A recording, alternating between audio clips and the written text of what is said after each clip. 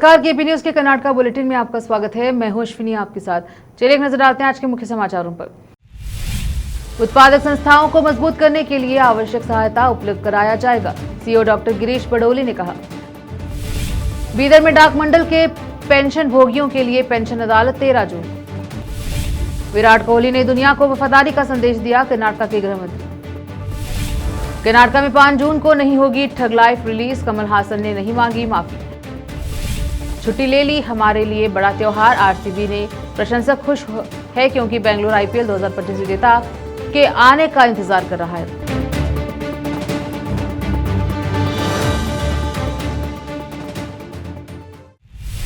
समाचारों का सिलसिला शुरू करते हुए देखते हैं समाचार विस्तार से। कर्नाटका के बीदर जिले के हलबरगा ग्राम पंचायत की जनश्री महिला रायता उत्पादन कंपनी ने पहला बीज और उर्वरक लाइसेंस प्राप्त कर लिया है और आने वाले दिनों में उत्पादन संगठनों को मजबूत करने के लिए आवश्यक सहायता प्रदान की जाएगी।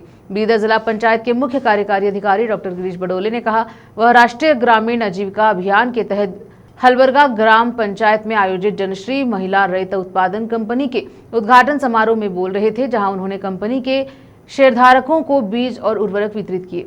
उन्होंने कहा कि कार्यक्रम का उद्देश्य महिला स्वयं सहायता समूहों के माध्यम से ग्रामीण गरीबों को कम करना है और कंपनी को बड़ी मात्रा में बीज और उर्वरक बेचकर लाभ कमाने का प्रयास करना चाहिए। इस अवसर पर बीदर जिला पंचायत डीआरडीए परियोजना निदेशक, भालकी कार्यकारी अधिकारी, हलबरगा ग्राम पंचायत अध्यक्ष, हलबरगा ग्राम पंचायत विकास अधिकारी, एनएलआरएम जिला और तालुका स्तर के कर्मचारी और कंपनी के शेयरधारक आदि उपस्थित रहे। विशेष संवाददाता की रिपोर्ट। बीदर डाक मंडल के पेंशन भोगियों के लिए 13 जून को सुबह 10:30 बजे बीदर मंडल डाक अधीक्षक के कार्यालय में पेंशन अदालत का आयोजन किया गया है। बीदर मंडल डाक अधीक्षक ने कहा, सेवानिवृत्त डाक कर्मचारियों और डाक परिवार पेंशनरों की पेंशन और अन्य सेवानिवृत्त लाभों से संबंधित याचिकाओं पर डाक अदालत में सुनवाई की जाएगी। ग्रामीण डाक कर्मचारियों और अन्य को इस अदालत में भाग लेने की अनुमति नहीं दी जाएगी। उन्होंने कहा कि पेंशनरों से अनुरोध है कि वे अपनी याचिकाएं डाक या ईमेल के माध्यम से 12 जून तक dubidar.ka@indiapost.gov.in पर भेजें। रोकते हैं समाचारों का सिलसिला, लेते हैं छोटा सा ब्रेक।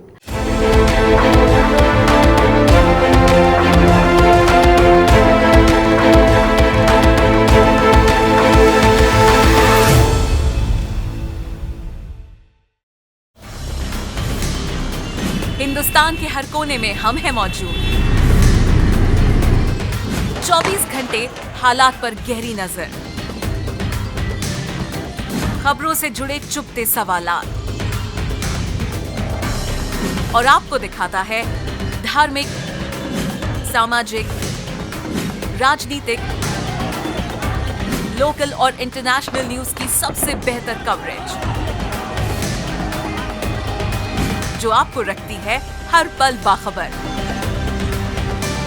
देश और दुनिया भर की खबर के लिए देखते रहें केपी न्यूज 24/7।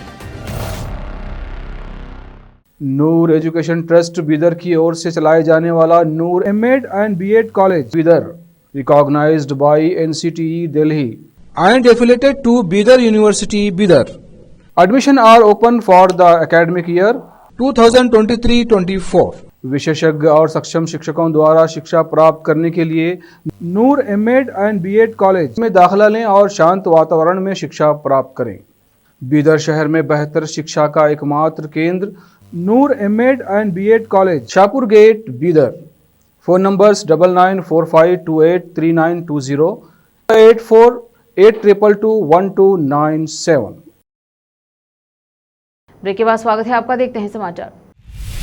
आईपीएल 2025 चैंपियनशिप में रॉयल चैलेंजर्स बेंगलुरु आरसीबी की जीत पर टिप्पणी करते हुए कर्नाटका के गृह मंत्री जी परमेश्वर ने बुधवार को कहा कि क्रिकेटर विराट कोहली ने दुनिया को वफादारी का संदेश दिया है। यहां पत्रकारों से बात करते हुए परमेश्वर ने कहा, आरसीबी टीम को 18 साल बाद आईपीएल चैंपियनशिप जीतने के लिए मेरी बधाई। मैं व्यक्तिगत रूप से और सरकार की ओर से अपनी शुभकामनाएं व्यक्त करता हूं। यहाँ विशेष रूप से प्रसन्नता की बात है कि क्रिकेटर विराट कोहली न केवल देश के लिए बल्कि पूरे विश्व के लिए एक अनुकरणीय खिलाड़ी के रूप में उभरे हैं। उन्होंने कहा, जब आरसीबी टीम जीती तो विराट कोहली ने जो शब्द कहे वाकई गर्व की बात है। 18 साल तक आरसीबी टीम के प्रति उनकी लगातार वफादारी सभी खिलाड़ियों को एक बड़ा संदेश देती है। वफादारी के बारे में बहुत कुछ कहती है। विराट कोहली ने दुनिया को वफादारी का संदेश दिया है। उन्होंने कहा, इसके अतिरिक्त बेंगलुरु के साथ उनका भावनात्मक जुड़ाव उत्साहजनक है। बेंगलुरु शहर का बार बार उल्लेख करने से हम सभी को खुशी मिली है। कमल हासन की फिल्म ठग लाइफ का कर्नाटक में प्रदर्शन अनिश्चित है। यह फिल्म 5 जून को विश्वव्यापी रिलीज के हिस्से के रूप में राज्य में रिलीज नहीं होगी, क्योंकि अभिनेता ने कर्नाटक उच्च न्यायालय के मौखिक सुझाव के बावजूद अपनी विवादास्पद टिप्पणी कन्नड़ तमिल से पैदा हुआ है के लिए माफी मांगने से इनकार कर दिया। याचिकाकर्ता राजकमल फिल्म्स इंटरनेशनल के RKFI का प्रतिनिधित्व कर रहे वरिष्ठ वकील ध्यान चिन्नप्पा ने मंगलवार को कर्नाटक उच्च न्यायालय को बताया कि अभिनेता माफी नहीं मांगेंगे, क्योंकि उनके बयान में कोई दुर्भावना नहीं थी। राजकमल फिल्म इंटरनेशनल के निदेशक भी हैं। वकील ने कहा, यह कमल के Karnataka film chamber of commerce के FCC को पहले ही अपना स्पष्टीकरण दे दिया है। उनका इरादा किसी भी तरह से कन्नड़ भाषा को कमंतर आंकने का नहीं है। जब न्यायमूर्ति M नागप्रसन्ना ने पूछा कमल ने FCC को लिखे अपने पत्र में माफी का वाक्य क्यों नहीं छोड़ा, उनके बयान के औचित्य की घोषणा की, तो चिन्नप्पा ने कहा कि जहां दुर्भावना हो वहां माफी की आवश्यकता होती है, लेकिन उक्त बयान देते समय कमल का कोई गलत इरादा नहीं था। IPL 2025 चैंपियन RCB के आगमन की प्रतीक्षा में प्रशंसक बेंगलुरु के केंपेगौड़ा अंतर्राष्ट्रीय हवाई अड्डे के बाहर इकट्ठा हुए। IPL 2025 champion royal Challengers Bengaluru आज सुबह अहमदाबाद से बेंगलुरु के लिए रवाना हुई। 3 जून को अहमदाबाद में ऐतिहासिक IPL जीत के बाद विराट कोहली पत्नी अनुष्का के साथ बेंगलुरु के लिए रवाना हुए। रॉयल चैलेंजर्स बेंगलुरु ने IPL फाइनल में पंजाब किंग्स को हराकर कल रात अपनी पहली IPL ट्रॉफी उठाई। टीम के सदस्य विधान सौधा के सामने और चिन्नास्वामी क्रिकेट स्टेडियम के पास सड़क पर विजय परेड निकालेंगे। उत्साहित प्रशंसक अपने चैंपियंस के आगमन की प्रतीक्षा में बेंगलुरु हवाई अड्डे पर जय RCB का नारा लगा रहे हैं। रोकते हैं समाचारों का सिलसिला, लेते हैं छोटा सा ब्रेक। हिंदुस्तान के हर कोने में हम हैं मौजूद। 24 घंटे हालात पर गहरी नजर, खबरों से जुड़े चुपते सवालात, और आपको दिखाता है धार्मिक, सामाजिक, राजनीतिक, लोकल और इंटरनेशनल न्यूज की सबसे बेहतर कवरेज, जो आपको रखती है हर पल बाखबर। देश और दुनिया भर की खबर के लिए देखते रहें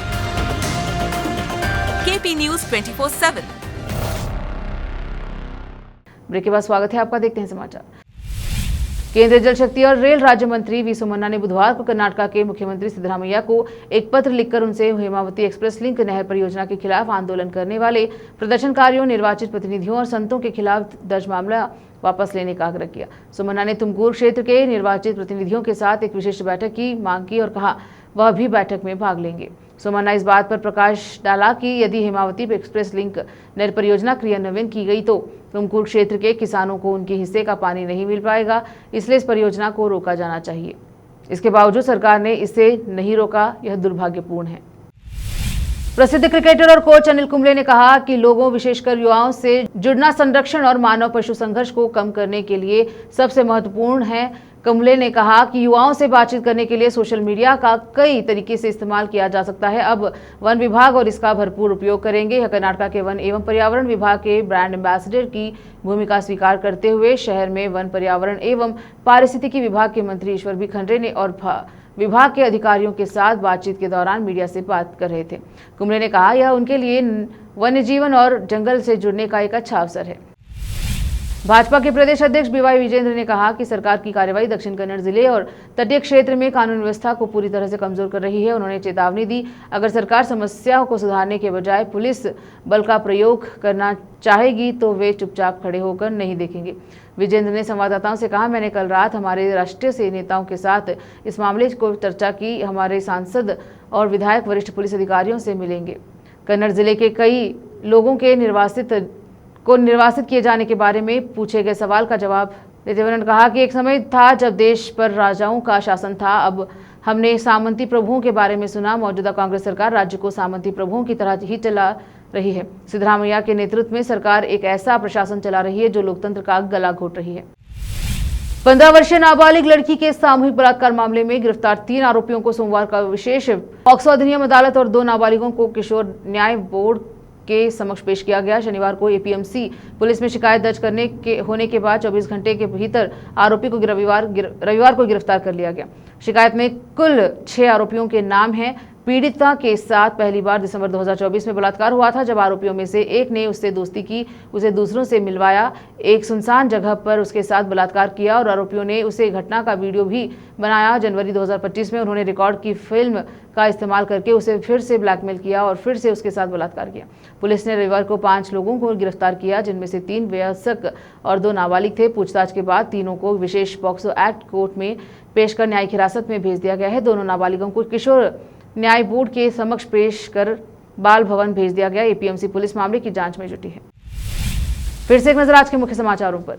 उत्पादक संस्थाओं को मजबूत करने के लिए आवश्यक सहायता उपलब्ध कराया जाएगा, सीईओ डॉक्टर गिरीश बडोली ने कहा। बीदर में डाक मंडल के पेंशन भोगियों के लिए पेंशन अदालत 13 जून।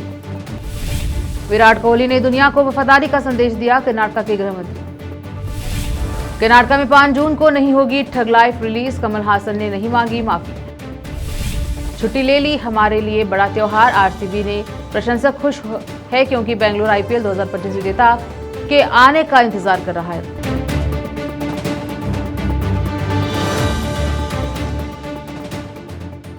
केपी न्यूज के कर्नाटक बुलेटिन में अब तक के लिए इतना ही। देखते रहिए केपी न्यूज 24/7।